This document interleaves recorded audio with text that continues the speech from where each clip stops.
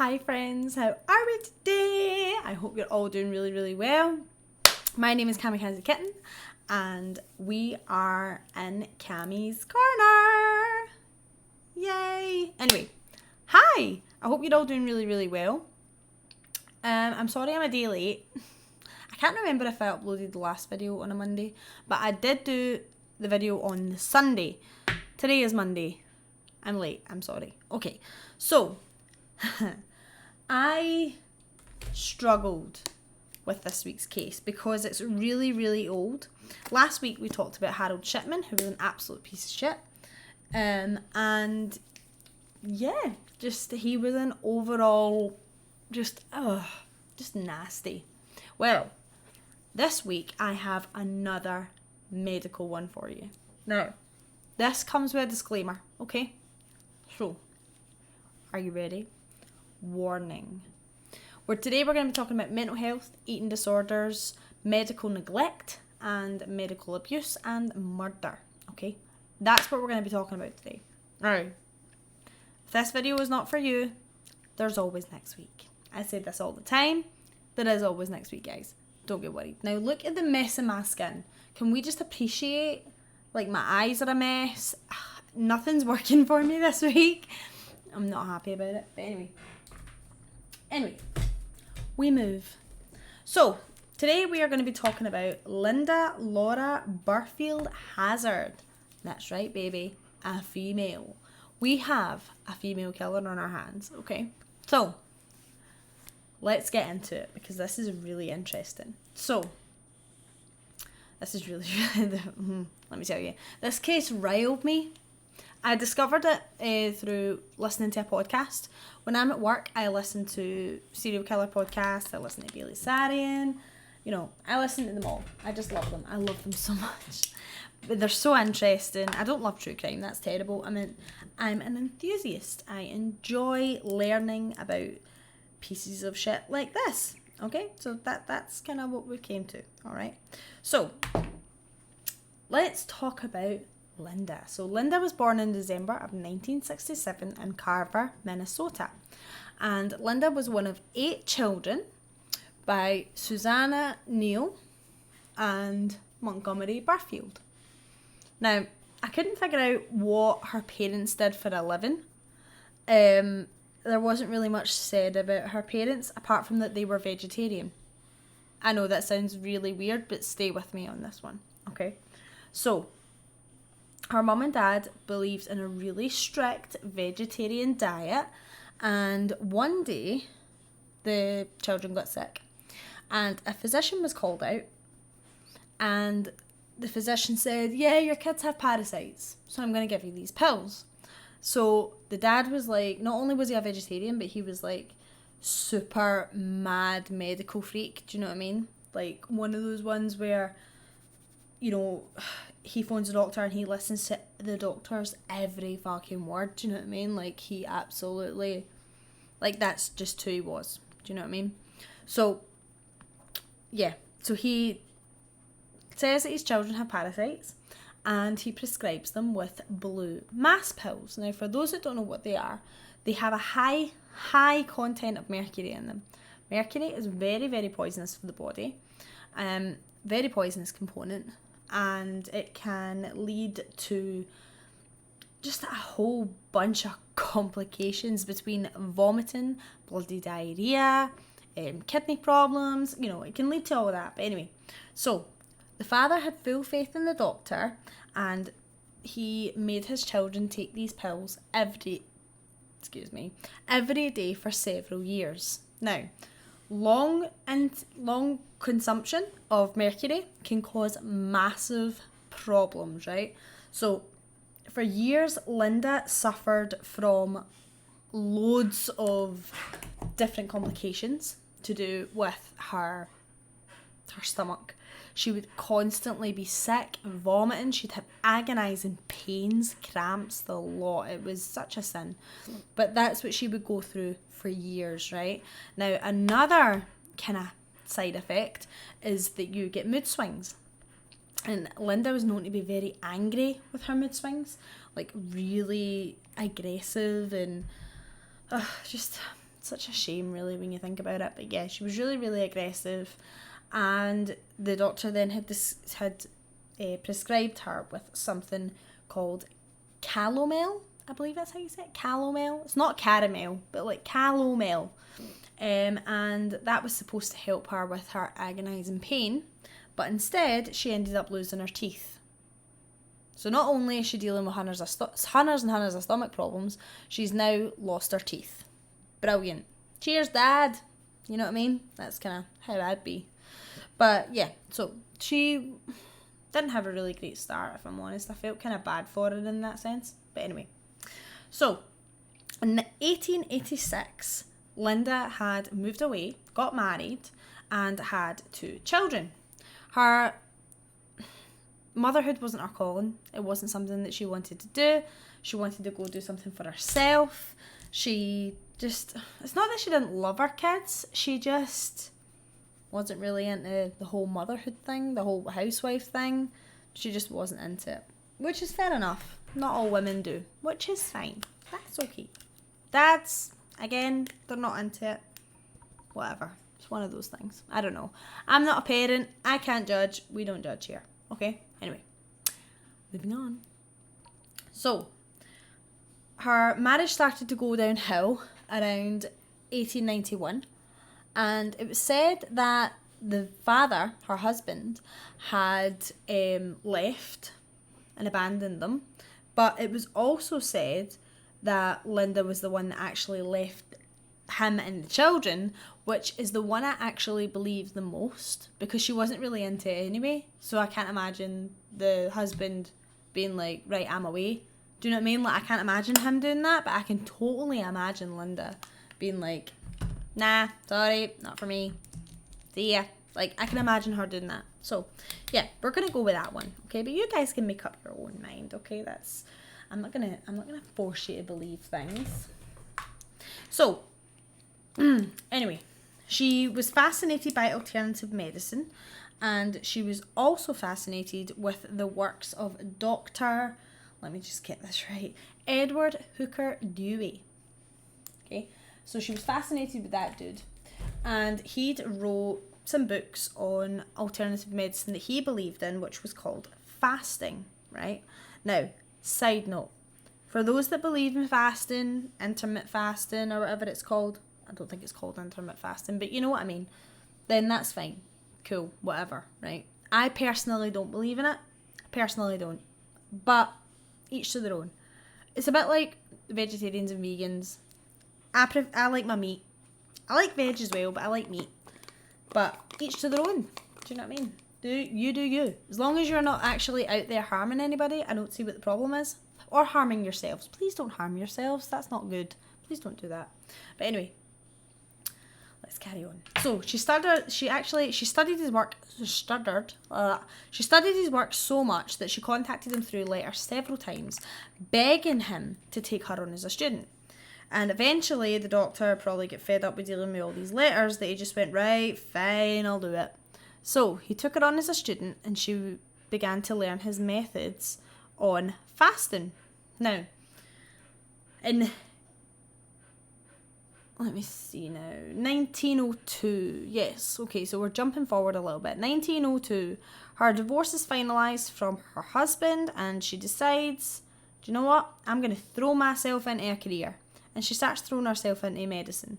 Now, I don't know if you guys know this, but I was really fascinated by this. So in the early 1900s, you could basically go and apply for a medical licence without having a medical degree.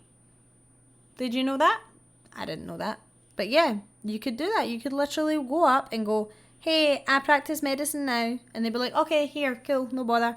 And they gave her the licence, okay? Because there was actually a loophole within one of the laws that you didn't actually have to study in like a university or anything. As long as you practiced a form of medicine, then you could, as long as you had a license, then you can do it. So now I know it's a bit of a grey area for me, because I tried looking up different things, but the internet was absolutely full of nonsense that I ended up getting myself in a big rabbit hole, couldn't get myself out of it, and I was like, do you know what? We're just gonna go with she got a license, okay? Good for you, hen. You got a wee license. GG's. Enjoy yourself, right? But anyway, she got a license. Now, we're going to go on now and talk about someone called Samuel Hazzard, okay? He's very important. Now, Samuel was already married to a woman called Viva.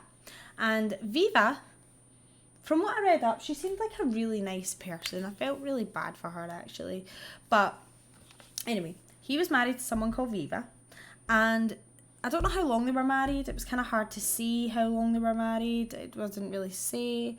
But she knew about Sam and Linda's kind of relationship, if you know what I mean. So they started off as a business relationship.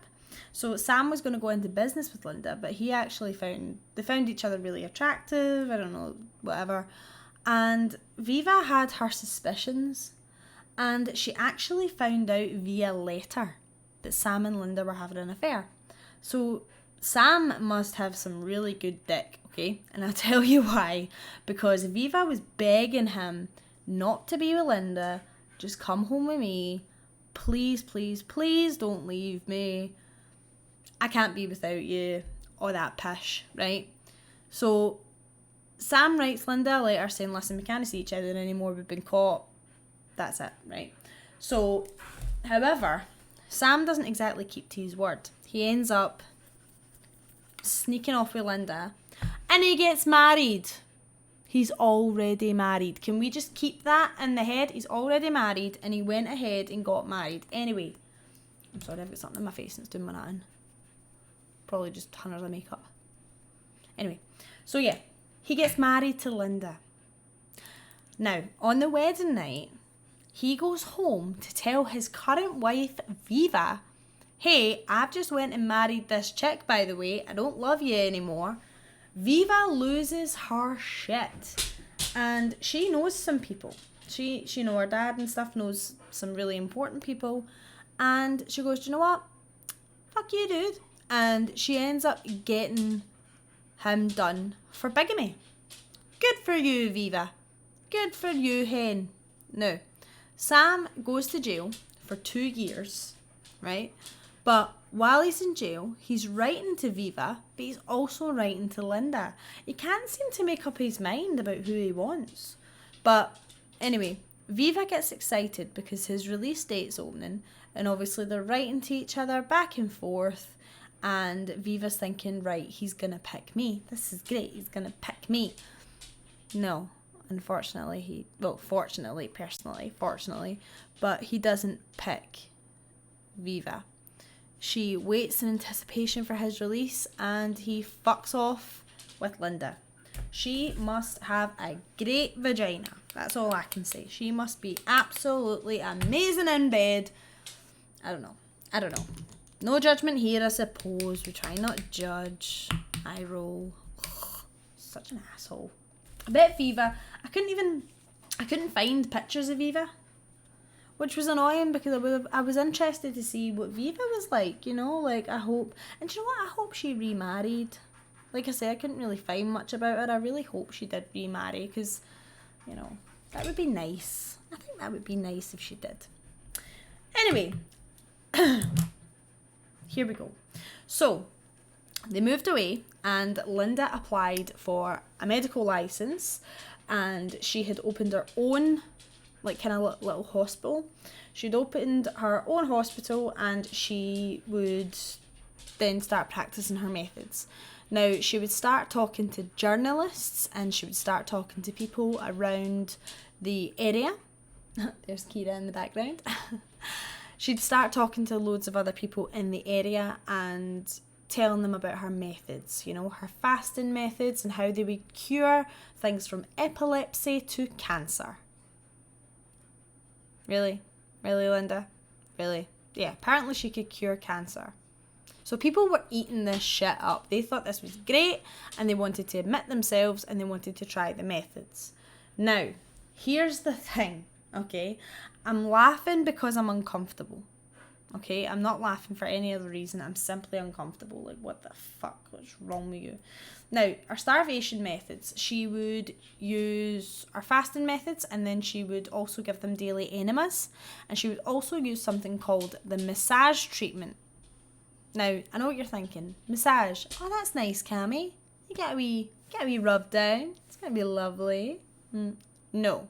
She used to take her fists and she'd slam them into the patient's legs, arms, body. She'd punch fuck at you, right? That's basically what she was doing. And I'm laughing because, oh my God, could you imagine lying there and just getting absolutely leathered by your doctor, right? I'd be raging. But anyway, that's what she would do. And when her patients would complain that it hurt, she'd be like, oh, it's all right, it's working. It's all right. You're getting rid of the toxins. The power of Christ compels you. That's pretty much what she would be. I'm not sure if she would say that. I'm just, I'm exorcising the brain, But anyway, that's what she would do. She'd slam her fists down and absolutely beat the shit out of people. Rude. Fucking rude. But yeah, that's what she would do. That's how her methods would be. They don't sound great to me. I don't know if I'd sign myself up for that in all honesty, but that's what she did. She was a nasty bastard. Sorry, I can never do this right. I always end up going a little bit further, and then I go a little bit further again, and before I know it, I've concealed my whole eyeball. Right. Hold on. Fuck it, that'll do. Right, anyway. So, she actually wrote 3 books in her career, right? In her entire career, she wrote 3 books. And the books were called The Fasting. Now, this one was out in 1908. Fasting for the Cure of Disease. And the next one was in 1917. Diet and Disease and Systematic Cleansing. Now, there was 5 different versions of that book. She was self-published, by the way, so like she would literally be talking about these books all the time and people would actually buy them. The third and final book that she'd made was published in 1927 under the title Scientific Fasting, the Ancient and Modern Key to Health, because she really believed that fasting cured all illness. That's what she believed. Now, that's not what I'm saying, so please don't go and try any of that shit. Please don't. Just please don't. It's just, no. Just please. Please.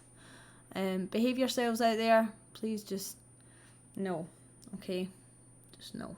But anyway, so, when Linda established herself a little bit more, she'd opened up Wilderness Heights. Now, the locals would actually call it Starvation Heights.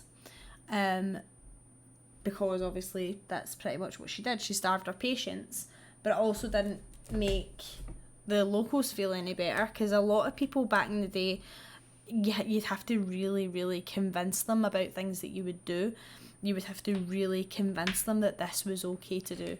A lot of people were very, not as trusting back then, which I suppose is a good thing. I'd say it was a good thing. I wouldn't fucking trust her. I mean, if you guys Google what Linda Hazzard actually looks like, would you trust that face? Nay, I wouldn't.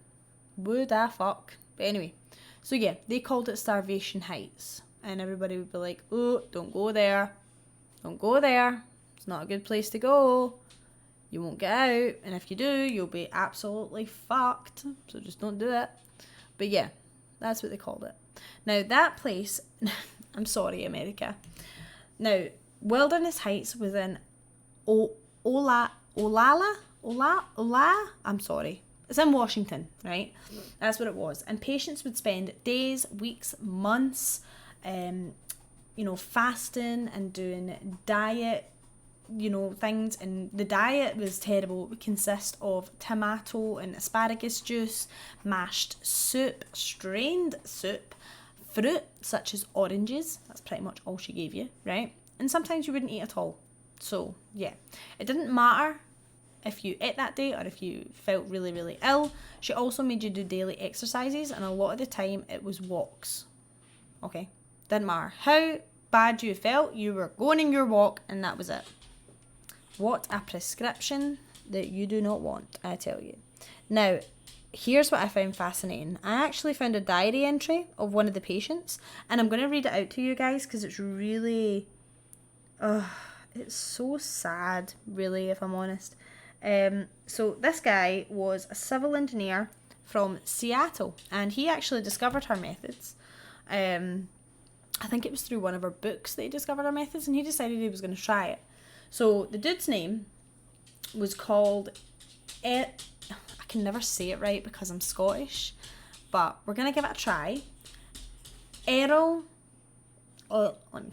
Edward Ermund. That is a bit of a tongue twister. But yeah, he actually died of starvation while in the middle of trying to get a blood transfusion after he was admitted into hospital after suffering weeks and weeks of Linda's torture, or treatment as she likes to call it. Now I'm just going to read a couple of entries of pretty much what he had, okay? So like the 1st of February, which is when his treatment began, he had no breakfast, he had mashed soup for dinner and supper. On the 5th through to the 7th, he had 1 orange for breakfast, mashed soup for dinner and supper. And from the 9th through to the 11th, he had 1 orange for breakfast and strained soup for dinner and supper. From the 15th to the 16th, sorry, he had one cup of hot strained soup in the morning and at night. And he started feeling quite dizzy, his head was dizzy, his eyes were starting to yellow and started going really bloodshot. And on the 17th of February, he ate 3 oranges. That's all he had the entire day. Then from the 20th through to like the 24th, he would have different things like tomato broth, he would have a strained soup, he would have oranges. But then the backache would start. So the backache right underneath his like right ribs, on the right hand side of his ribs, he would start getting pain, and that is where the kidneys would pretty much start to seize up and stuff. It's bad, it's horrible. That's when his sleep started getting affected. He slept a bit better on the 24th. He had a frontal headache, 2 small oranges, had 1.5 cups of tomato soup. His heart nearly hit up to 95 a minute, and he was just gobbled. It was such a shame. Now the last entry in his diary was up until the 28th of March, right? And the diet's pretty much stayed the same, but he was transferred to the hospital.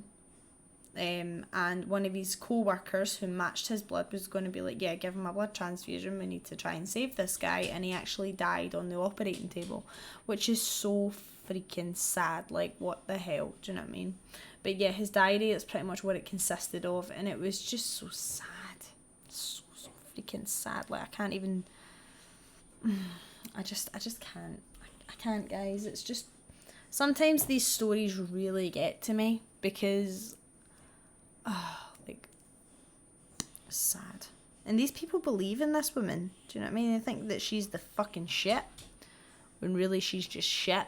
Do you know what I mean? She's just horrible. She's just such a shithead. Anyway, I need to stop saying shit. So, in 1910, 2 women had read about Linda's methods and they wanted to try it themselves. They believed they wanted to get rid of their, toxins and get rid of all the shit of the day in their body. And these women were sisters, Claire and Dora Williamson. Now, they believed in her work so much, they decided they were going to go and visit Linda and see if they can get some help. Now, Linda had promised them that they would only be in her care for a month and that they would be rid of all their toxins and everything's going to be fine. So, these women were really, really wealthy. They were known to have land deeds, lots of money, just money, right? And that's what pretty much motivated Linda a lot of the time with her clients, because if you actually, read into it, a lot of our clients actually, they all have money. It's crazy. It's just mad. But anyway, these women were really, really rich, decided to go visit her for a month, and it was awful. crazy. They travelled from California to Linda's premises in Washington. And they ended up living in these wee apartments. And they had daily enemas, which could last from anywhere from 30 minutes to 3 hours. They would be extremely painful, right? Horrible, right? That's what would happen. Now, the girls began to get weak from their enemas, and their enemas were actually given by Linda's colleague, Nurse Nellie. And Linda used to come into their apartments and just ask them random fucking questions, like, what are you doing with your affairs? And, like, do you need stuff locked away? Like, do you need, bank stuff locked away and all that? Well, she ended up talking to the women that much that she ended up taking their land deeds and keeping them in a safe place. But the women weren't in a situation, like, they weren't in the right situation to even make those kind of decisions, do you know what I mean? But I think that's the whole point. But anyway, so Dora actually started suffering from delirium. She started, going a little bit nuts. And Linda was saying that was the poison getting into her brain and that she's going to try and basically save her. But she has to stick with the prescription. She has to stick with the fast and the poison will come out of her brain. That's what she was telling her. And it's so freaking sad, man. Like, ugh. March 1911, Nellie looks at the women and she's not happy about how things are going. She's not happy with what she's witnessing. So she decides to secretly get an opinion of another doctor who is practically being like, these women need to eat. Like, I don't care how you do it, they need to eat. Like, there's no freaking way. That's what the doctor's going off his nut, right? Absolutely off his nut. And she's like, right, okay, cool, I'll do my best, blah, blah, blah. So that's what she does. She goes to the women. She goes to Claire and Dora and is like, listen, please, ladies, can you please eat something? Like, this is killing you. And the women believed Linda so much that they were like, no, absolutely not. We're sticking to this. Nothing can change our minds. This is what we're doing, right? So Nellie must have felt really disheartened because she's practicing as I'm assuming some form of a nurse, and she's having to watch these poor women. Sorry guys, I have something in my eye. She's having to watch these poor women essentially just, die and like go away from her, and there's nothing she can do about it because you can't force a patient to eat, especially if that's not their prescription, according to friggin' Linda. You know what I mean? And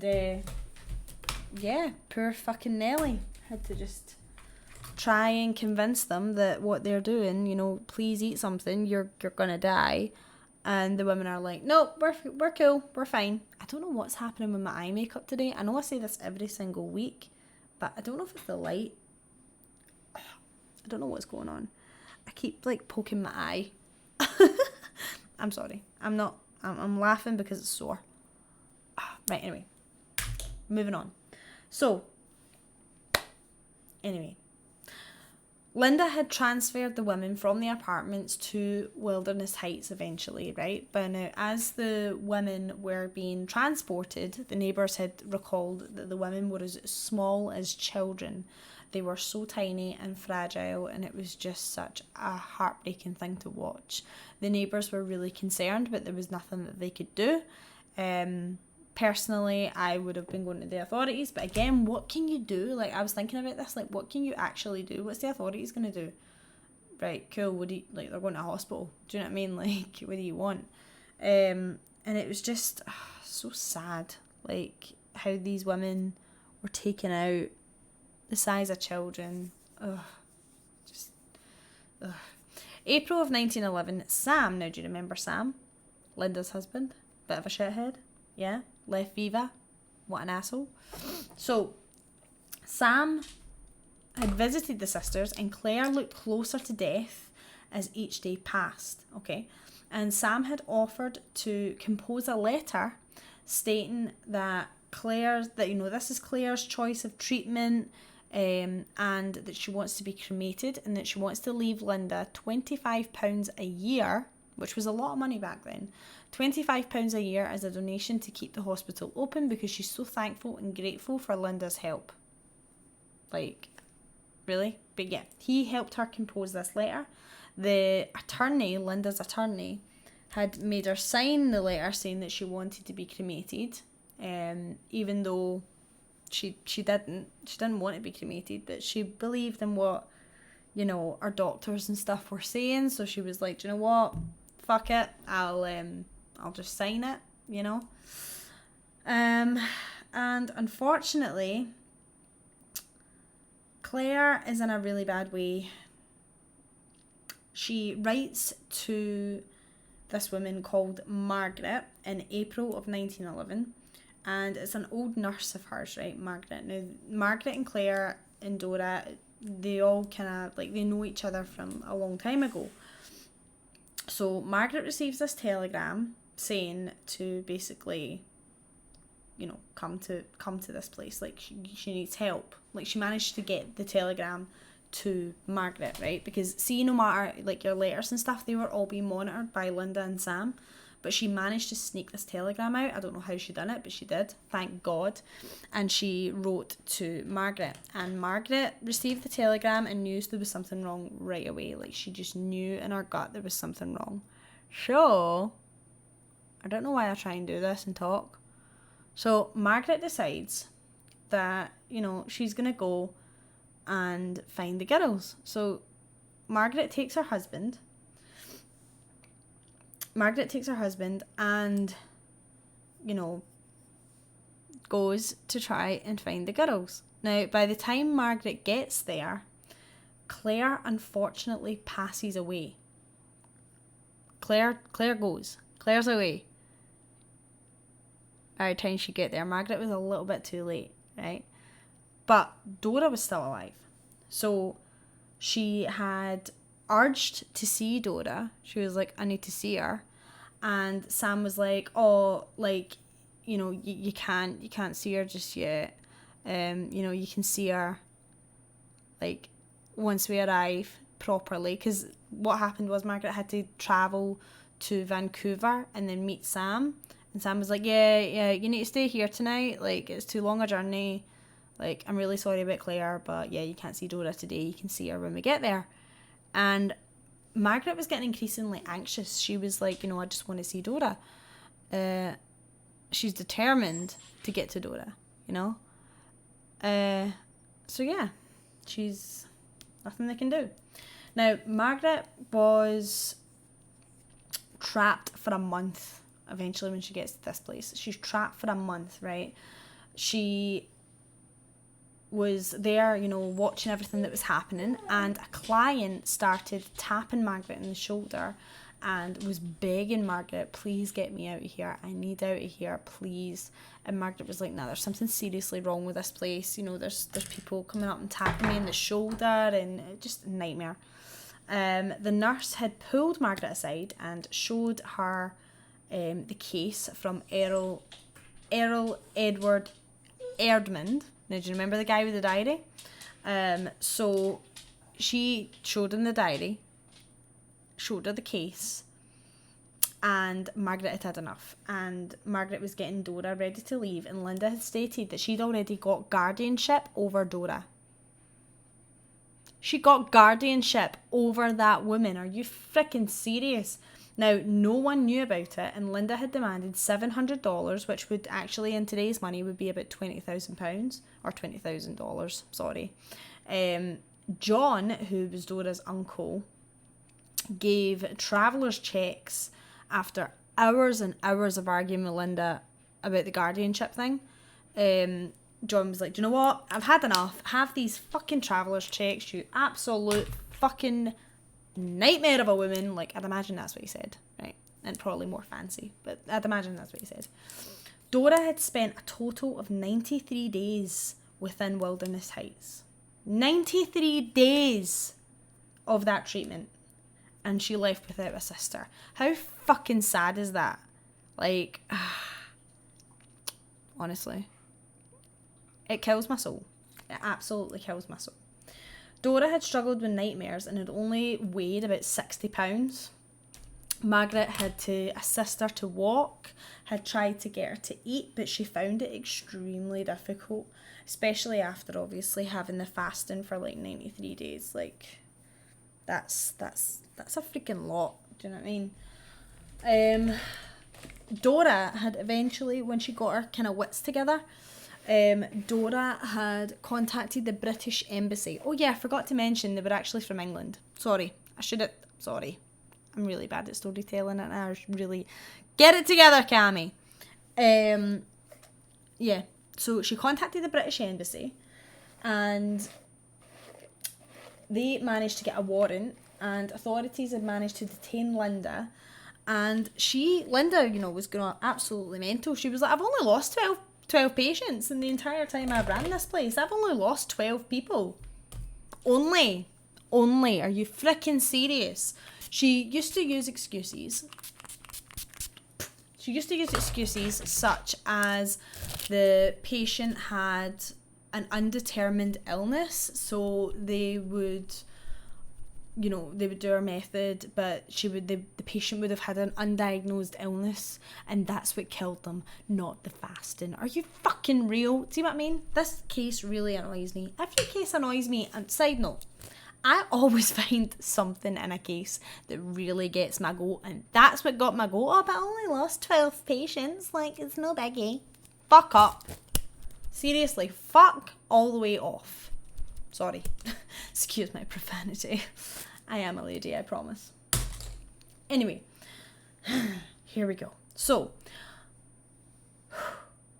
the trial. Right, okay. Here we go. So, in 1912, the trial began, and Linda had, explained, how the patients were consenting, that they wanted to do this. This wasn't her being forceful. That's what they wanted to do. They were adults. They made their own decisions. I've done nothing wrong. I believe in my treatment. She was very like that. And she declared that she was innocent, and she told journalists that, she refuses to take responsibility for Claire's death. That had absolutely nothing to do with her. Okay. Linda had kept Claire's clothes, land deeds, and also Claire had gold fillings, which Linda had sold. But she had nothing to do with Claire's death. Okay.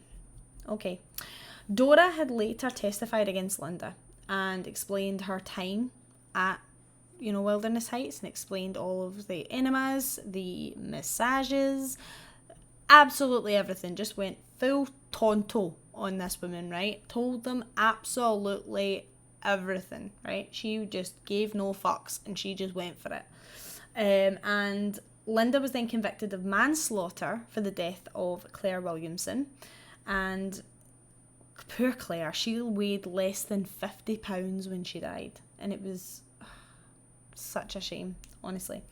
1913, a man died of starvation reading one of her books while she was in prison. So not only is she in prison, not practicing anymore, somebody has a copy of her book and goes, oh, I'm going to try this, tries it. I mean, this day and age, right? In this day and age, people see things on TikTok, Twitter, Facebook, Instagram, all that shit. They see things and they go, oh, I'm going to try that. Now, I'm guilty of that because I see recipes and I'm like, I'm going to cook that. You know what I mean? But there's people out there that actually copy things, and it does result in death a lot of the time, which is absolutely tragic and terrible. Now imagine in the 1900s picking up a book and following that book word for word, and then you die after it. This was going on in the 1900s. I mean, come on, people.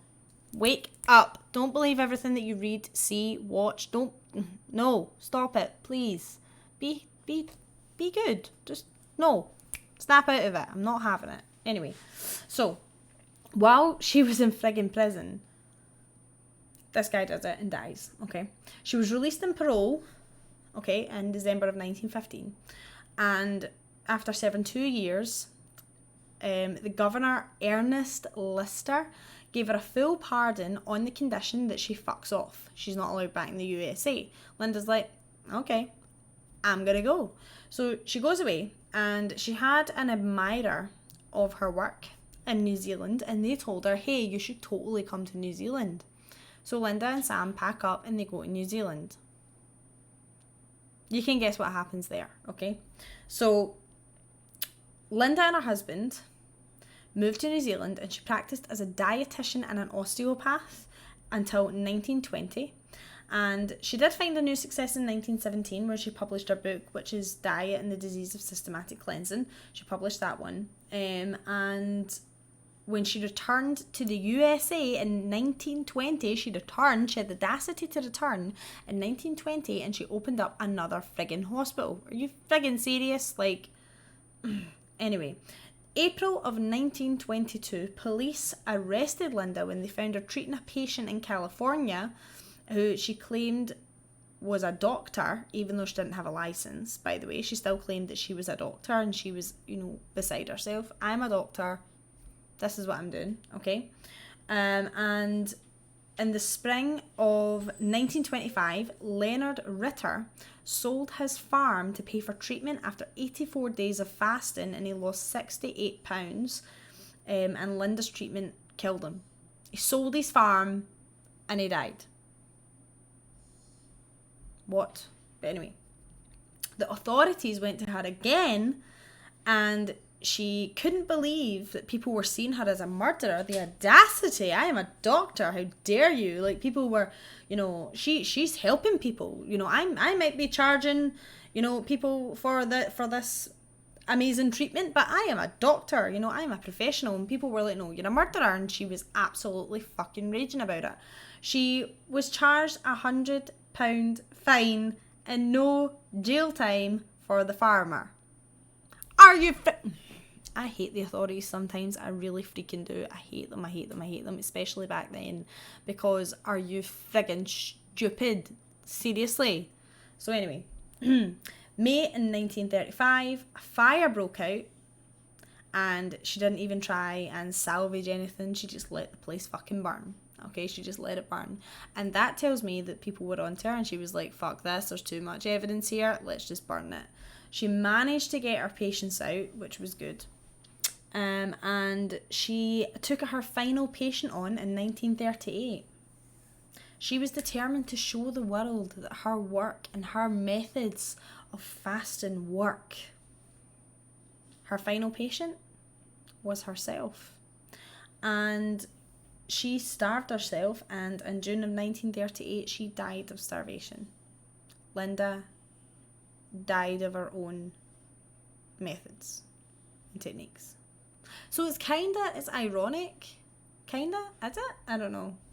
I don't really know how I feel about it. Like, yeah, she was a piece of shit. She stole people's money. She made people believe in this really ridiculous method. Like I say, guys, it was a tough one for me to investigate, because this case is so old. I discovered it through a podcast, and I was like, this is really interesting. There is a book. I believe the guy's name's Gregg something. I really should write that down. But the book is called Starvation Heights, and it is based on, Linda Hazzard. I really want to get the book, because I would really find it quite interesting to read. I think it would be quite an interesting read. But yeah, it's today's story. It's a rough one, guys, and I'm really sorry I was a bit all over the place with some of it, because sometimes I'm reading my notes and my eyes just, my dyslexia doesn't work for me sometimes. Like, sometimes I can read my notes and I'm fine, and then there's days where my eyes move all over the page, and it's just, I promise you I'll be more fluent. The more I do this, the better I'll be, I promise. But yeah, so I don't know how you guys are going to feel about this story. Let me know in the comments. I know it was a rough one. I just wanted to do this one because I found it so interesting that it's 1800s, early 1900s.